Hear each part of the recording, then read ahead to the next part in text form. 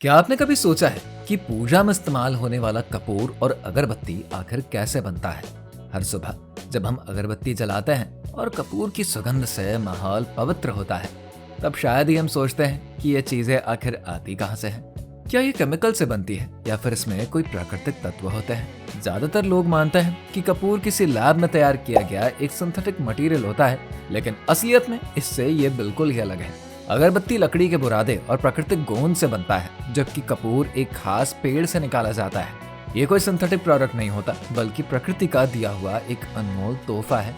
लेकिन क्या गाय के गोबर, फूलों की पंखुड़ियां जैसी चीजें वाकई में इनमें मिलाई जाती हैं, या फिर ये सिर्फ एक मार्केटिंग स्ट्रैटेजी है? आज हम आपको कपूर और अगरबत्ती की फैक्ट्री के अंदर लेकर चलेंगे, जहां पर आप खुद देखेंगे कि इनकी मेकिंग आखिर कैसे होती है। तो वीडियो को आखिर तक देखना मत भूलिएगा और चैनल को सब्सक्राइब करके बेल आइकन जरूर दबाइए, ताकि ऐसी ही रोचक जानकारियां आप तक लगातार पहुंचे। अगरबत्ती बनाने की प्रोसेस एक बेहद ही एक्यूरेट और नीट एंड क्लीन तरीके से पूरी होती है, जिसमें कि कई स्टेजेस होते हैं। सबसे पहले एक खास मिक्सचर तैयार किया जाता है, जिसमें कि लकड़ी के बुरादे, चारकोल पाउडर, सफेद चंदन और गुग्गुल का रेजिन मिलाया जाता है। गुग्गुल, जैसे कि साइंटिफिक रूप में कैम्फोरा वेगेटी कहते हैं, और ये एक प्राकृतिक फ्लेमेबल रेजिन है जो कि जलने के बाद एक अद्भुत खुशबू फैलाती है। फिर इस मिक्सचर को पानी में अच्छे से मिलाकर एक गाढ़ा पेस्ट तैयार करते हैं, जिसे कि लकड़ी की पतली स्टिक्स पर लगाते हैं। साथ ही हम आपको बता दें, ये स्टिक्स या तो फैक्ट्री में बनाए जाते हैं या फिर अन्य देशों से इनको इम्पोर्ट करते हैं। स्टिक्स को मशीन में डालकर इस मिक्सचर से कोट किया जाता है और बस कुछ ही सेकेंड्स में अगरबत्तियां तैयार होकर बिल्कुल बाहर निकल जाती हैं। इसके बाद इनको नेचुरल तरीके से या फिर मशीनों की मदद से अच्छी तरीके से सुखाते हैं। जब ये पूरी तरीके से सूख जाती हैं, तब इन पर अलग अलग तरह के सुगंधित तेलों की कोटिंग करी जाती है, जिससे कि इनकी खुशबू और भी ज्यादा इफेक्टिव हो जाती है। सुगंधित कोटिंग करने के बाद अगरबत्तियों को कुछ समय के लिए ऐसे ही छोड़ देते हैं, ताकि इनमें खुशबू पूरी तरीके से समा जाए।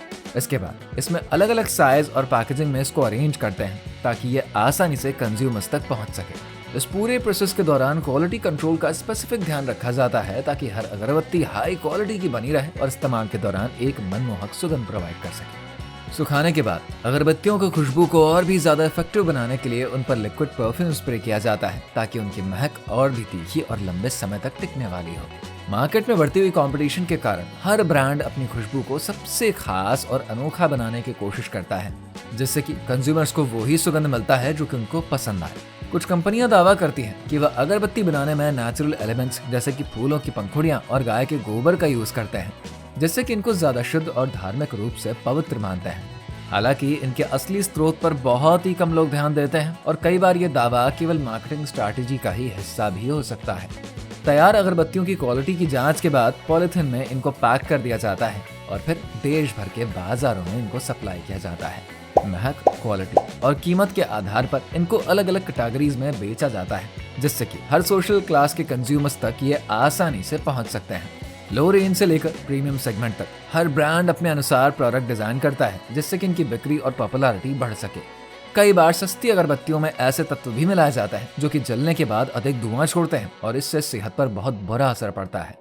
अब जब अगरबत्तियों की पूरी प्रोसेस समझ आ चुकी है, तब इसके बाद धूप बत्ती के निर्माण की प्रोसेस जानना भी बेहद ही दिलचस्प होगी, जो कि दिखने में अगरबत्ती जैसी ही लगती है, लेकिन इसकी बनावट और धुएं की इंटेंसिटी दोनों ही अलग होती है। धूप बत्ती, जिससे कि अगरबत्ती का ट्रेडिशनल और ज्यादा धुएं वाला फॉर्म मानते हैं, भारतीय पूजा पद्धतियों में एक महत्वपूर्ण स्थान रखती है। यह विशेष रूप से धार्मिक अनुष्ठानों और आध्यात्मिक एनवायरनमेंट बनाने के लिए ही जलाया जाता है, जिससे कि इसकी मांग सदियों से बनी हुई है। इसे बनाने के लिए लकड़ी का बुरादा, चारकोल, गुग्गुल वृक्ष से निकाले गए गोंद और कपूर जैसे सामग्रियों का मिश्रण तैयार होता है, जिससे कि इसकी सुगंध और जलने की क्षमता बढ़ जाती है। कुछ ट्रेडिशनल मैन्युफैक्चरर्स द्वारा इसमें देसी घी मिलाने का भी दावा किया जाता है, जिससे कि इसे और भी अधिक शुद्ध और इफेक्टिव बनाया जाता है। इस मिश्रण को आटे की तरह गूंथकर एक स्पेसिफिक टेक्सचर दिया जाता है, फिर इसमें सुगंधित परफ्यूम मिलाया जाता है, जिससे कि इसकी महक और भी ज्यादा अट्रैक्टिव हो सके। इसके बाद इस गीले मिश्रण को मशीन में डालकर धूप बत्तियों का आकार दिया जाता है और उनको सुखाने के लिए रखा जाता है। सूखने के बाद इन्हें अलग अलग सुगंधों और आकारों में तैयार करके पैकिंग इनकी करी जाती है, जिससे कि ये बाजार में डिफरेंट ब्रांड्स और अलग अलग कैटेगरीज में अवेलेबल होता है। कई थ्योरीज के अनुसार नेचुरल धूप बत्तियां एनवायरनमेंट को शुद्ध करने में सहायक भी हो सकती हैं, विशेष रूप से तब जब इनमें गुग्गुल और चंदन का सही रेशियो का यूज हो। अब जब धूप बत्ती की प्रोसेस क्लियर हो चुकी है, तब कपूर के निर्माण की गहराइयों को समझना नेसेसरी हो जाता है। क्योंकि इसकी प्रोडक्शन और मैन्युफैक्चरिंग प्रोसेस भी उतनी ही ज़्यादा दिलचस्प होती है। कपूर की मेकिंग प्रोसेस एक प्राचीन और साइंटिफिक प्रोसेस का मिक्सचर है जो कि सिनेमोमम कैम्फोरा नामक पेड़ से शुरू होती है। ये पेड़ भारत, चीन और जापान के घने जंगलों में पाया जाता है और इसकी लकड़ी में एक स्पेसिफिक सुगंध होती है जो कि एनवायरनमेंट को प्योर करने में हेल्पफुल मानी जाती है। इस पेड़ की टहनियां और डालियां केयरफुली हार्वेस्ट करी जाती हैं ताकि पेड़ को कोई परमानेंट नुकसान न पहुंचे और इसका प्रोडक्शन कंटिन्यूअस रूप से जारी रह सके।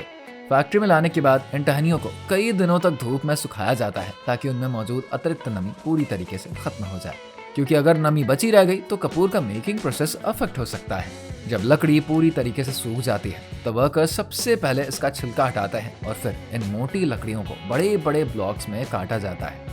इसके बाद इन ब्लॉक्स को वर्कर्स मशीनों के जरिए छोटे छोटे टुकड़ों में तब्दील करते हैं, लेकिन ये प्रोसेस सिर्फ एक शुरुआत भर ही होती है।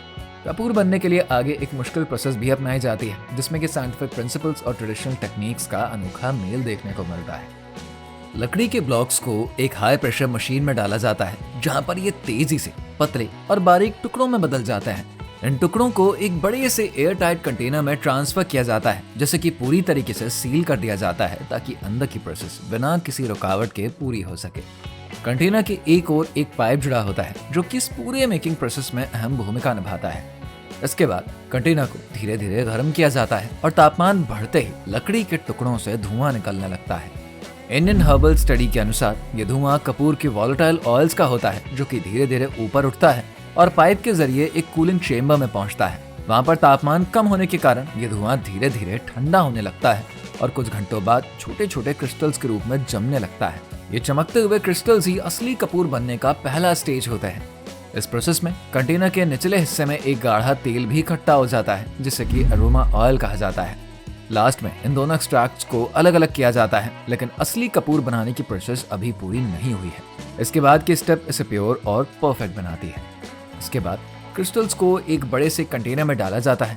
इस प्रोसेस के बाद क्रिस्टल्स पूरी तरीके से सूख जाते हैं और इनको पीसने के लिए हाई स्पीड ग्राइंडिंग मशीन में डाल दिया जाता है जहां पर ये बारीक पाउडर फॉर्म में बदल जाता है और अब इस पाउडर को एक स्पेसिफिक कैम्फर मेकिंग मशीन में ट्रांसफर कर दिया जाता है जहां पर इसे टैबलेट्स का रूप दिया जाता है। बिजनेस इंसाइडर की एक रिपोर्ट के अनुसार ये मशीन हर सेकंड में सैकड़ों टैबलेट्स बना सकती है जो कि अलग अलग साइज की हो सकती हैं। तैयार टैबलेट्स को वर्कर्स इकट्ठा करके पैकेजिंग सेक्शन में भेज देते हैं जहां पर इनको अलग अलग पैकेजिंग में रखा जाता है। कुछ को छोटे पॉलिथीन पाउच में तो कुछ को प्लास्टिक कंटेनर्स में सील किया जाता है ताकि इनकी खुशबू और क्वालिटी बरकरार रहे। पूरे प्रोसेस में हाइजीन का खासा ध्यान रखा जाता है ताकि हर टैबलेट प्योर और बिल्कुल सिक्योर्ड हो। इसके बाद ये कपूर मार्केट में पहुंचने के लिए बिल्कुल तैयार है जहां से ये सीधा कंज्यूमर्स तक पहुंचता है जो कि इसको धार्मिक अनुष्ठानों, मेडिटेशन और अरोमा थेरेपी के लिए यूज होता है। कपूर के प्रोडक्शन की प्रोसेस में एक वैल्यूएबल बाय प्रोडक्ट बनता है जिसे कि अरोमा ऑयल कहते हैं।